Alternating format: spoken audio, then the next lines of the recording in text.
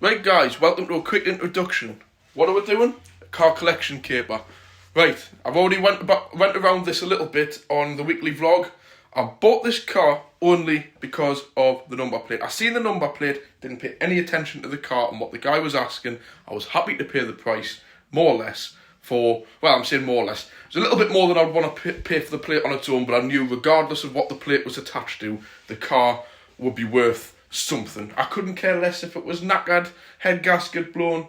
As long as it drove us home and I could get the logbook with my name, I only wanted this car for this plate. I have wanted an obscure, unusual looking number plate. That is not personal. There's a big difference. People go, oh well, unless you are called, I don't know, say the initials is BS, Bob Smith, right? Unless you're called Bob Smith, it means nothing. It does. It hides the age of the car and it makes it stand out. And that's what I like about this plate. You really look at it and you think, is that even legal? Without misspacing or stupid fancy plates, it just makes you look and think, is that a UK plate? Is that whatever? I believe it's an old Irish plate and not a cheap normal one. I've got a cheap Irish plate. This is not something what you would think is an Irish plate. It looks like an old English plate. 1960s, I believe. But I wanted it. End of story, I wanted it. So I said to the guy, I'll have it. I'll pay you the money. There's the money for the car. Not trying to sound that I'm massively interested in the plate. So he told us a bit about the car, and as it happens, it's quite a good one. 200 brake horsepower, rear wheel drive, 2002, and it's 20 years old obviously, and it's been in Spain from its first MOT in 2006. It had its first MOT, and then it went out the country to Spain. It's never come back up until 2021, so it's had, and last winter, as you know, was very mild. So it's only had 4 winters in the UK, one of which was mild last year, and the other 3 were when it was brand new. So fingers crossed, actually, I've ended off with a good car and a good plate. And like I've told you, I've got a storage garage for free to use, but I haven't got a car small enough to put in it, apart from the ZX, but that's in the internal storage of a house exactly the same as mine up the road without the garage conversion done. So I need to claim that stake off that woman as well. You know, it's alright when somebody says, you've got this to use. Until you put a car in it and get the keys, well, take the remote for the electric garage, it's not really mine. So I'm killing 3 birds with 1 stone here. I'm getting an alright car, maybe to show, a good car for the plate, a good plate to store the plate on, to save spending £80 to retain it. And by the way, guys, if anyone's saying the new rules for number plates now is the car doesn't need to be MOT'd. I remember years ago, loads of really good plates were slipped because of vehicles were absolutely wrecked and would never get an MOT. Nowadays, one rule, the vehicle either has to be taxed or sold, regardless of MOT or anything like that, and you can remove them, £80. But you need to check on the logbook that it states that it's not a non-exchangeable number plate, which it shouldn't do because it's a 1960s plate on a 2002 car. So it has actually been put on there. So yeah, so that's that. Collection caper involves me and Charlie. I'm going to hop on the bus very soon to Newcastle, go and view it. Sorry, I've already seen it. I did a quick recce last night. Go and look at it, and then come back, jump on the bus. I pay for it, get the keys, jump back on the bus, go to Newcastle for the day, have a bit of father and son time, and then on my way back, jump off the bus, bring it home. Of course, I'll try and get some footage of the bus, try and get some footage of walking up to it if the bloke's not straight on top of her.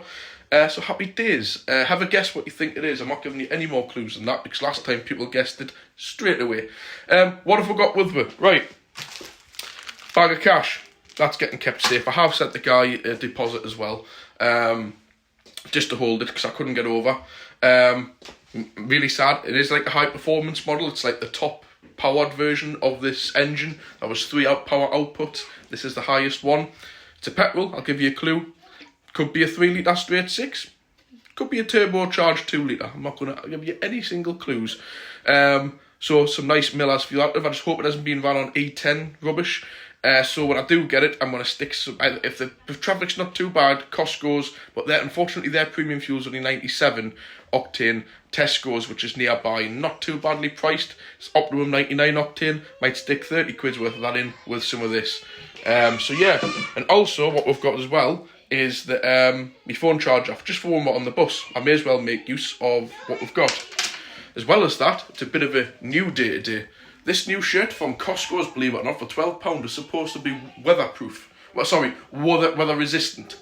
We shall see. I'm going to put a coat on anyways. Nice. For my birthday, New Balance trainers. No, they are not brand new shoes on the bench. I know that's bad luck. It's just a box to go in the bin. Dalton Park, top quality, good price. And they have what they call like the factory retail shop. I think they're only 50 quid, these. My other ones have served us very well. My Montaigne jacket, just because it has a little button missing on it. It's about 150 quid coat for, I think, like £50. So yeah, full of bargains today, guys. And like I've said, with the this is a very different car collection caper, if you want to call it that, because I don't care less. If I turn up to the car and there's anything I'm not happy with whatsoever, I'm getting the plate, I'm buying the plate, the car's for free. And it really does take the pressure off you, because really, the car is just a free bonus with the plate. I'm not saying the plate is worth loads and loads and loads of money, but it's certainly worth what I'm paying for the car and the plate. So I'm going to leave it here. I'm going to get me breakfast, going to get Charlie sorted, and I'm going to walk up to the bus stop, and I'll catch you soon. Well, guys, we made it to the bus stop, didn't we? How did we have to run? 2 minutes to spend. Typically the bus is late. So there we go. We're here at 9 o'clock, and the bus is due at 2 minutes past. Oh, no, sorry, 2 minutes before. So we've either missed it or it's late. So I'm hoping it's late. So we're going to wait for the bus to come over. Yeah? Anyways, while we're waiting for the bus at the bus stop, I just thought I would say something. I've just checked the prices. Unfortunately, Charlie's 5 and just turned 6 and the age is 5. So yeah, no more saying he's 4 and getting them on for free. We can't do that anymore. So one thing I want to say though, £14 for a family ticket, right?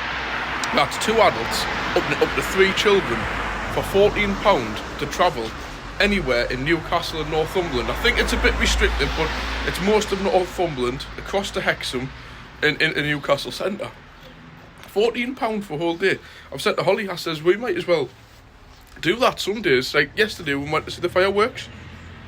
We could have done the whole run about and gone to Blythe for the fireworks. Saved the parking. It only cost 14 quid, but when it's busy, I hate being rammed onto a bus like sardines. So yeah, it's not ideal at times. So all we're doing at the minute is waiting over there for it to come, which I'll show you. I am actually hoping, bit of a bus fanatic here, there's a new fleet of 72 plate Dennis double deckers just been put out around our area, and unfortunately I've never had the pleasure of being on one. The last one we went on was the last fleet we had, I think in 2014.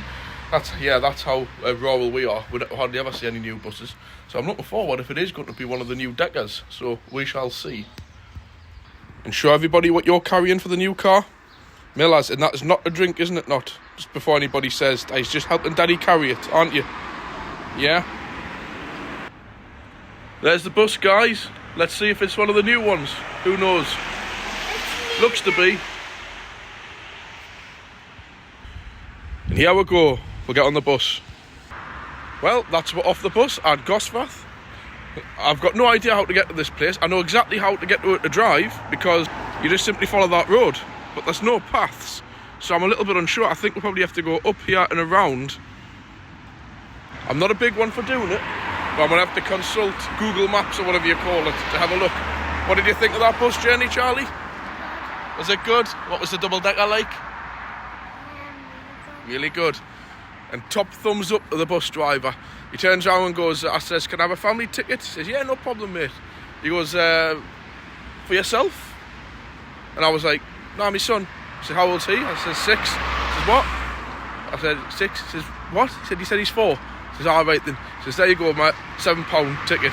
Thumbs up. Clearly not good. I didn't want to get the bus in the photograph too much in case the driver gets any bother. But I thought that was just such a nice thing to do. Unfortunately, we'll have to see if the other bus drivers are as nice when we get back on the bus, because once I bought the car, I got the documents, we're heading back to this bus stop here, and we're going to go into Newcastle for the day. But at least with that way, we don't need to get that exact bus. Any bus will do, that gets you into Newcastle. So I'll catch you soon when we get up to the car. Right guys, a little ahead of schedule. We're going to have to try and kill half an hour because the guy's cleaning out the car. So why not? Stop at McMuffin. What have you got? Bacon roll, coffee, and of course a random bottle of Miller's. So we're just going to kill half an hour before we get to the car, and I'll come back to you. Right guys, we're almost here.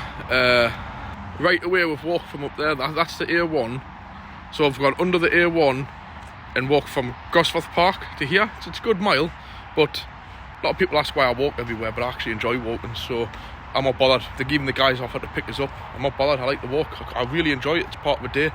So anyways, enjoyed the walk, Charlie, carrying the Millers. Thankfully that can be left in the car. The guy just lives round here. I've already seen him when I was at McDonald's. He said he was putting some petrol in. Straight away, that's a nice guy. If you see somebody putting petrol in a car before you've even bought it, nice. But unfortunately he's probably going to be hanging around at the car. So what I'm going to do is I'm going to have a quick look, quick drive. Because remember, I'm not asked about the car, I just want the plates. But the car's an added bonus, trust us, it's not some shit box. So what I'm going to do is just simply give him the money, sort the documents, take the keys, have a quick drive, leave the car where it is and come back. And what I'll do is I'll do the filming, because me and Charlie are going to go to Newcastle for the day. When we come back, I'll do some filming on the car then. But remember, this is a bit of a family father and son road trip, day out adventure. So I'll bring you guys along for the ride. So next time you see us, we'll probably be in Newcastle.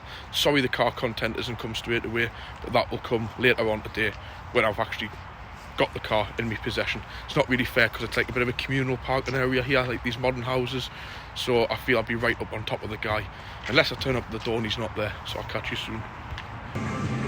Right guys, as I mentioned, I couldn't do any recording of the car, so I will when we get back to the car. So we're here currently in Newcastle, Costa, here we're on Northumberland. There you go, there's Primark.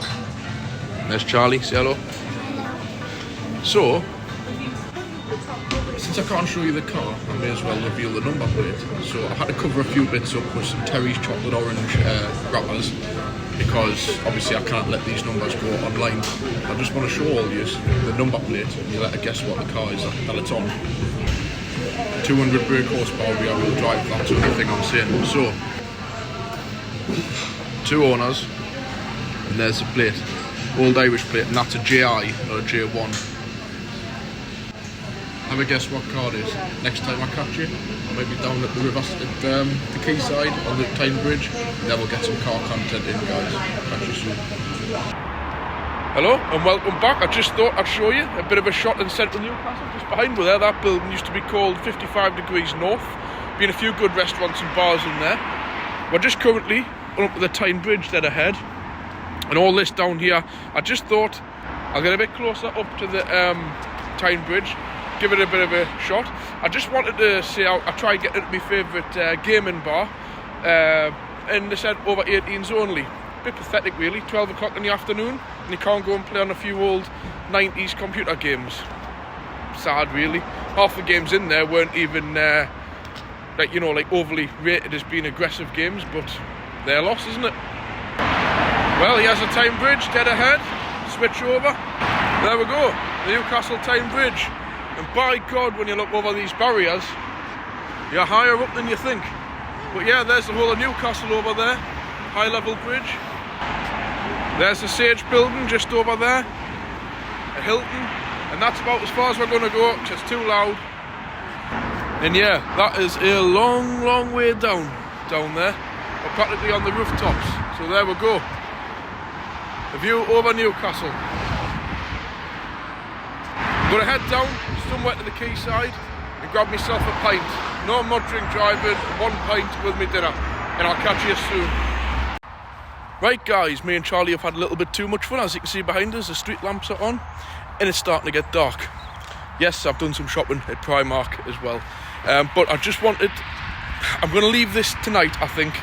It's going to make no difference to you guys. The minute I stop this video and start the new one, it's all one. But I think tomorrow, I've got the morning to myself. Once I drop Olivia to school, I'll do a proper reveal of the vehicle of the car, in a nice quiet area to myself, rather than trying to rush it in the dark.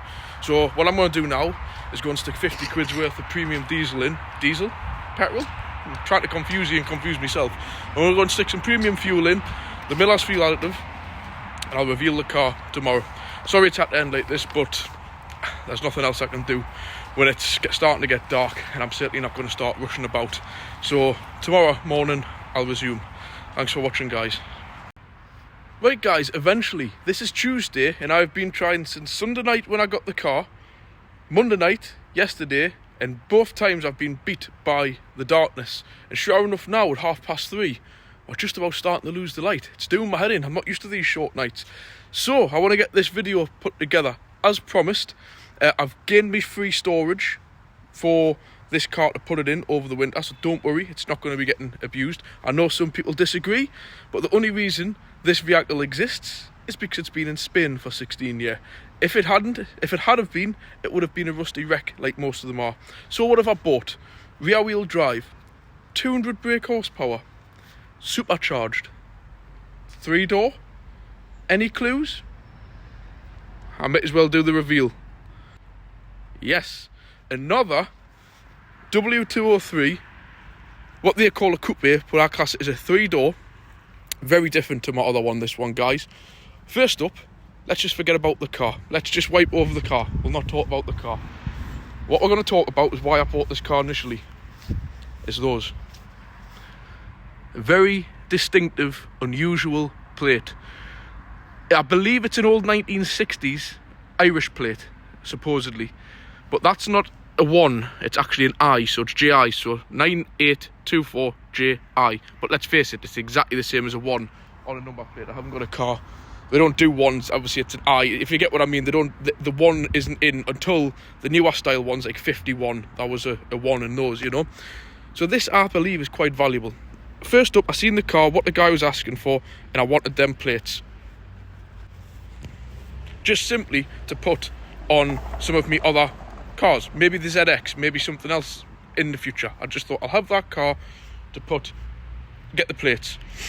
And then, like I mentioned, the guy started talking about the car, and I was like, I've already had one of them.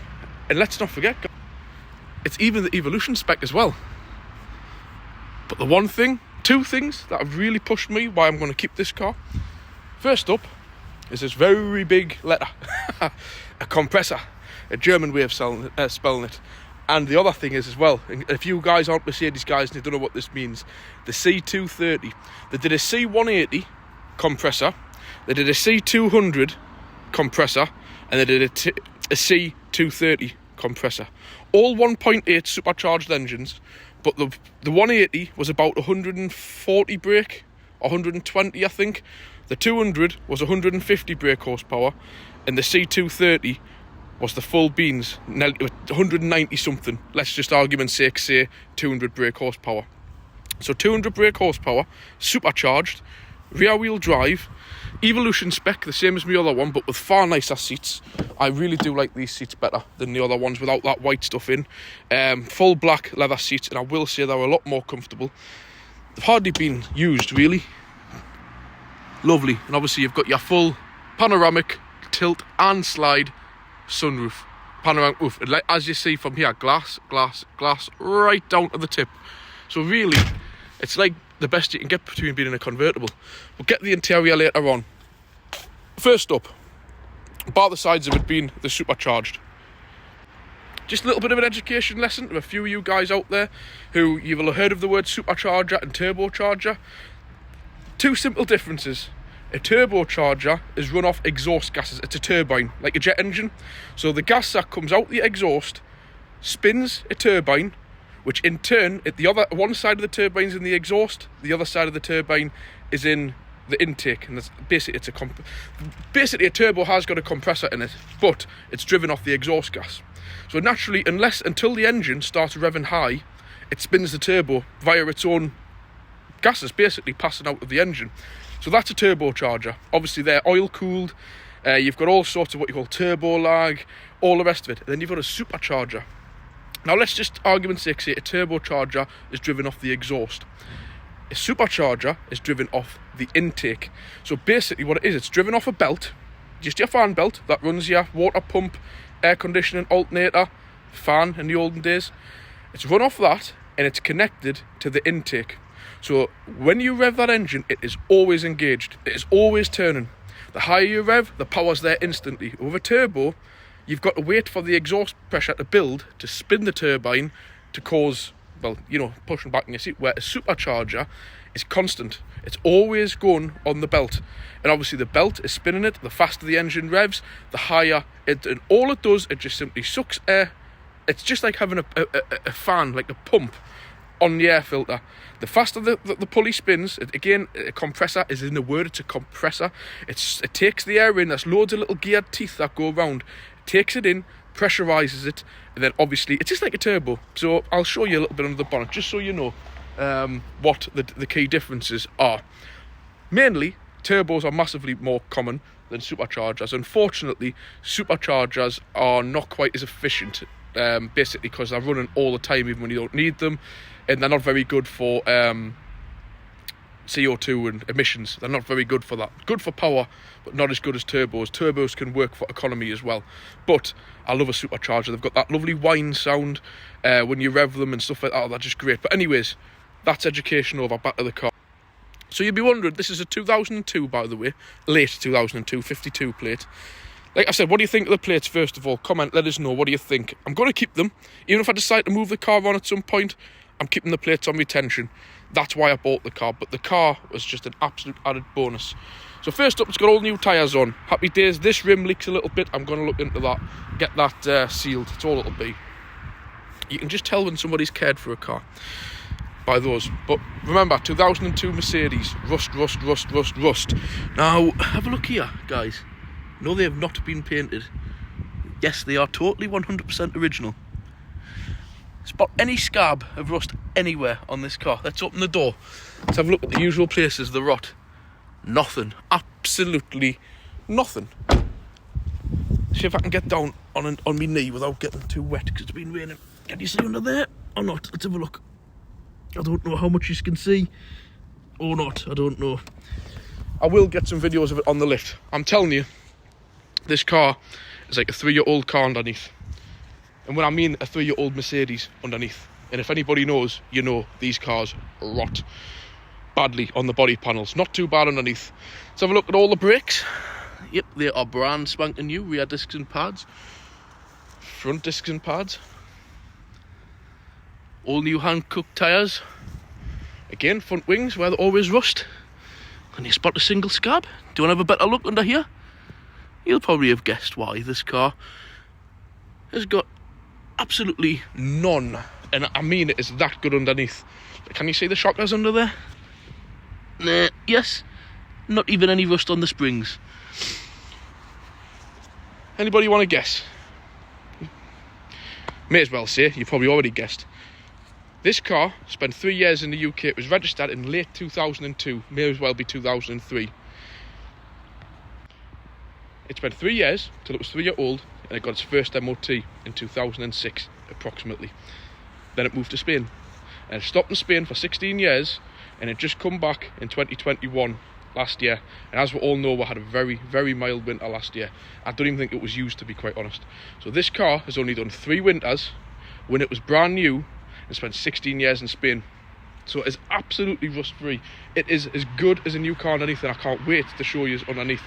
But I think the outside of these Mercedes tell you a better story than the underside, because you just know how bad these things rot.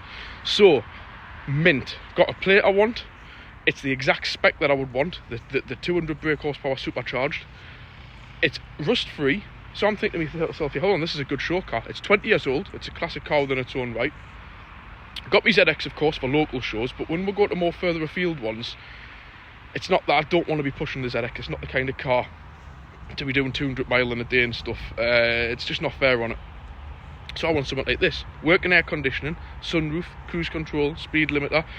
It's everything I want for doing the longer car shows, trips to events next summer. And this is also, like I mentioned, I'm getting some free storage, and I had to claim it off the lady by putting something in it. It's no use somebody telling you you've got something until you've put something in it. So I took her some wine, got the remote for the garage, which is actually in the car.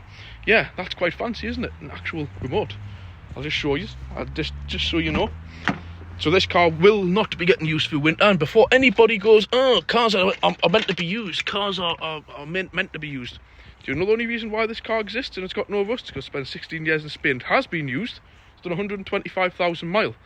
But that's the difference between a car in this country and not. And exactly, if you like a car, if it's becoming rare, don't use it in the winter. Anyways, there's my remote. I've never been handed a remote for free before for a garage. Electric garage door. Electric inside to charge if it goes flat. Happy days. Can't complain. over the moon. So I'm getting this car, a number plate, a car that I actually like, and what I more than like. I could, to be honest, even if it hadn't have had the private plates on, the price he was asking, I would have bought it anyways, purely because of what I've just been through. One negative, only one negative.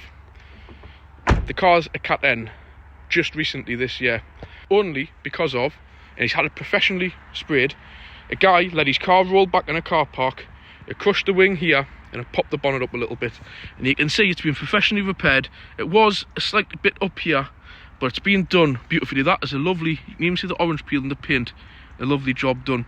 And the guy was ever so upset about it, and he was telling us, Cat N, I says, mate, I couldn't give a toss.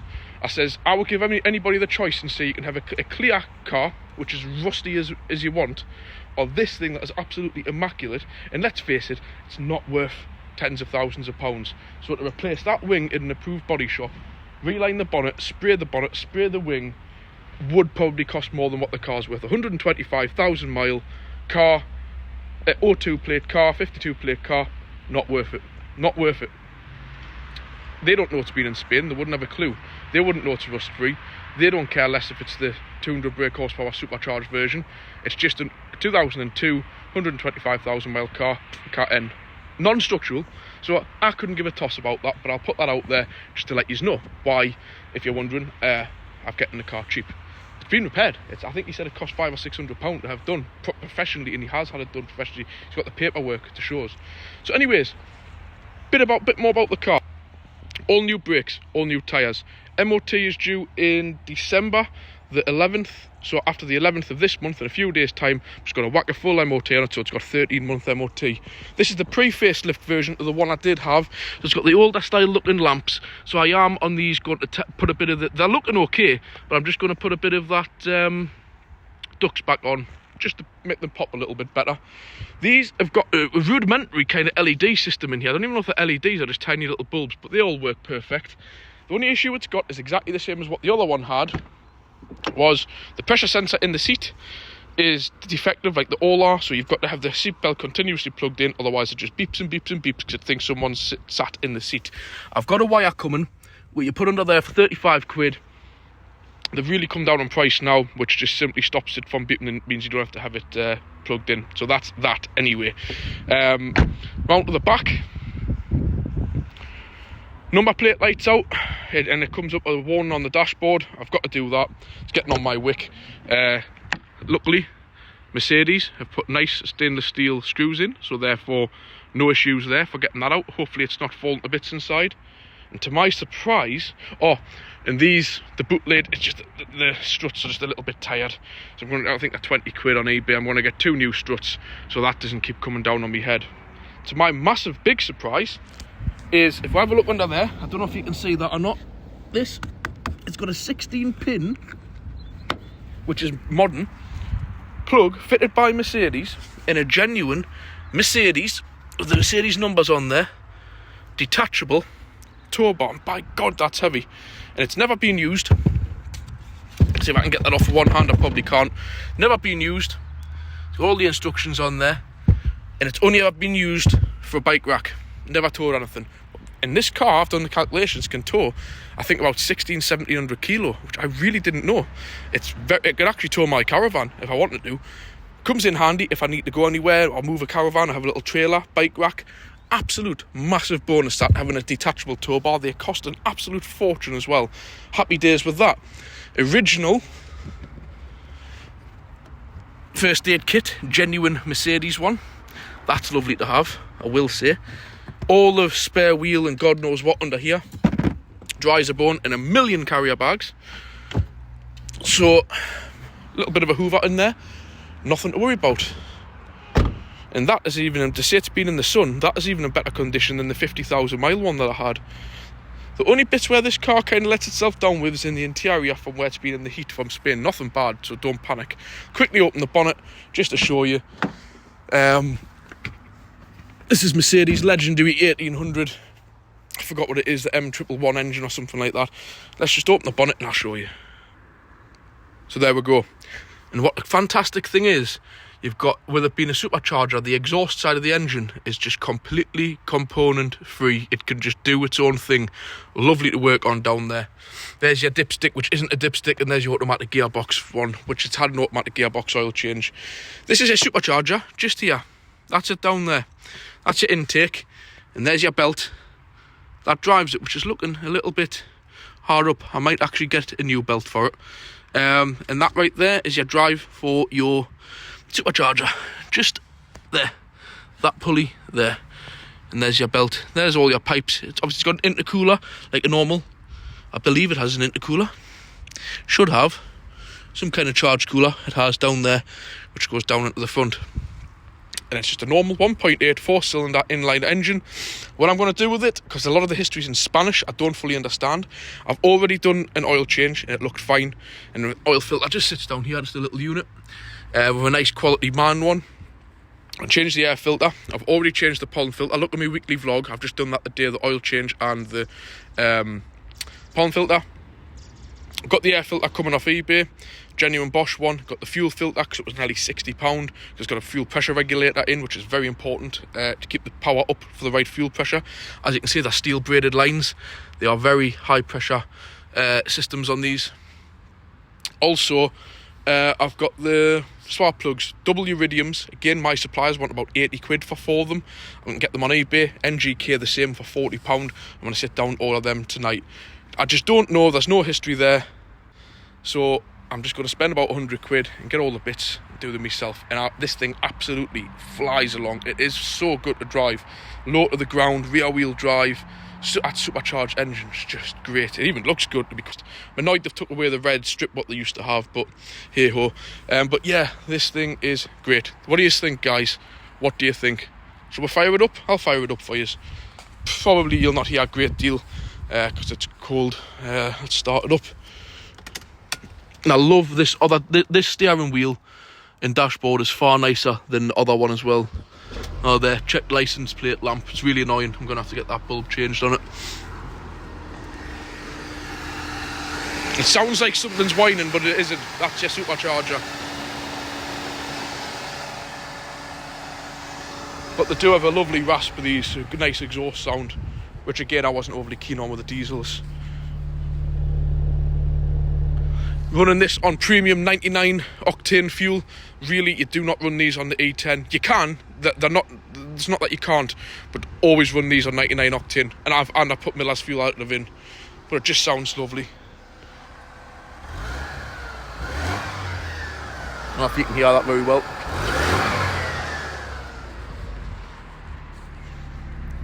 But it is just absolutely sweet as a nut. Inside, we'll jump in. Right, first up, needs a little bit of a hoover and stuff. But in here, get rid of that annoying thing. Saying it needs a service there, 82 days, but you need the proper approved software, which I've got. So I'm going to wipe them off since I'm doing the service. So that'll be away. There we go, fault free.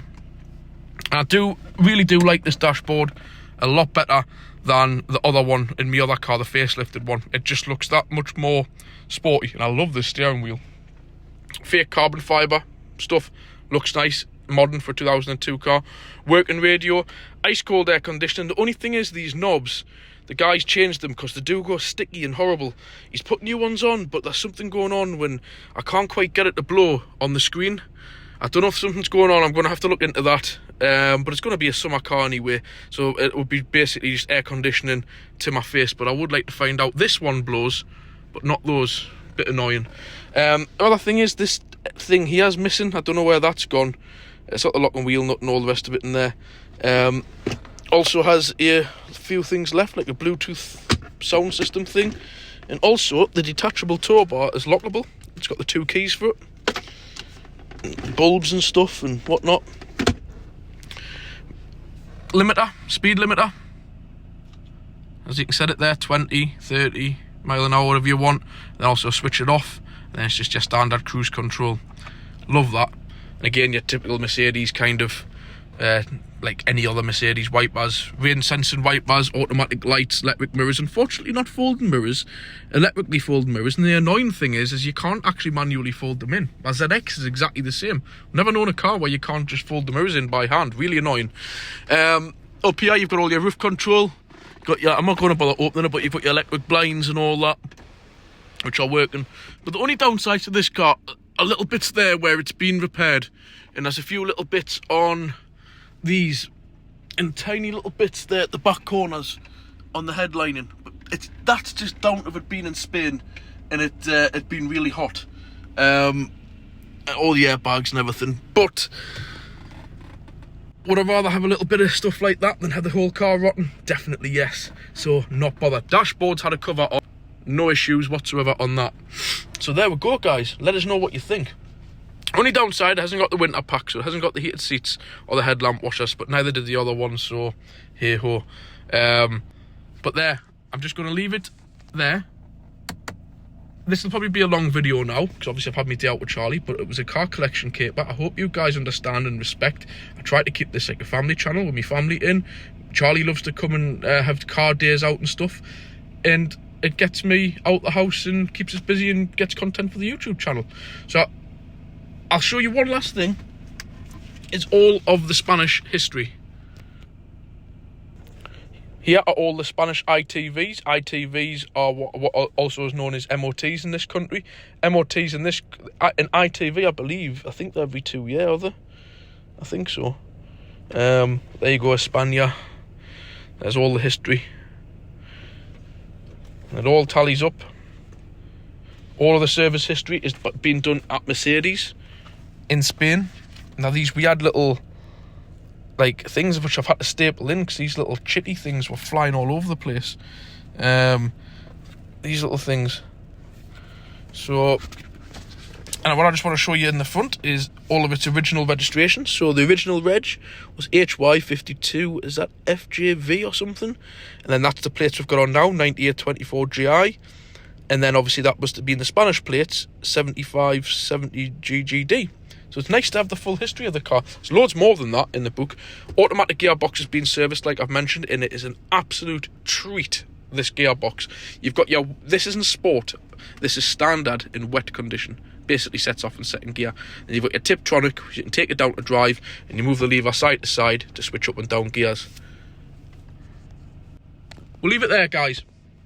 This video will be long enough. Let us know what you think. If you like it, please hit the like button. If you've got anything to say or ask, please leave a comment. If you haven't already done so, hit subscribe. And remember, I'll be uploading a load of extra pictures, content, and you can get a lot more one-to-one time with us, speaking to us on Facebook, where it's a lot more kind of easier to deal with than YouTube. I know a lot of you don't use it, that's fine, but if you haven't already done so, head to Facebook and head to Car Addict Garage Northeast.